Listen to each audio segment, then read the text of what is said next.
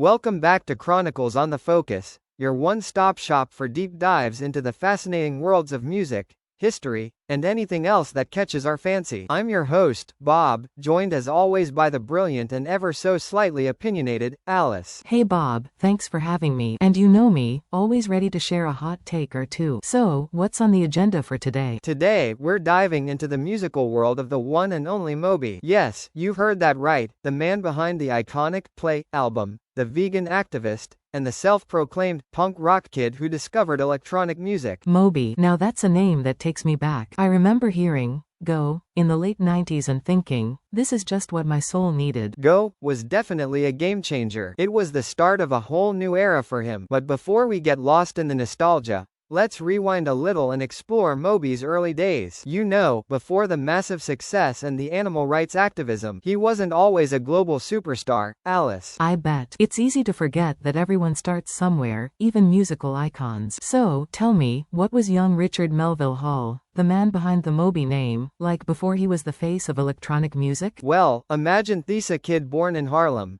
raised by a single mother, struggling through a childhood filled with instability and even abuse. Not exactly the ideal recipe for a future music legend, right? Wow, that's a lot to take in. You know, it's remarkable how someone with such a challenging past could transform their pain into such beautiful and uplifting music. It truly is inspiring, but the story gets even more interesting when you consider his musical journey. He started with punk rock, Alice, playing in bands like the Vatican Commandos. Who would have thought? Punk rock? Now, that's a surprising twist.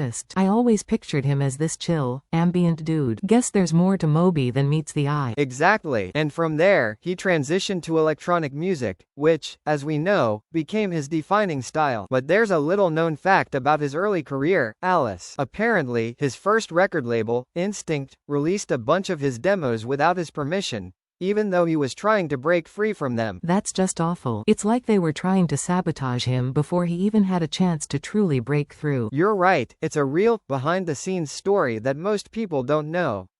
But despite those setbacks, Moby managed to achieve massive success with his Play album, which, by the way, has a really interesting backstory too. We'll dive into that and more in our next segment. Stay tuned.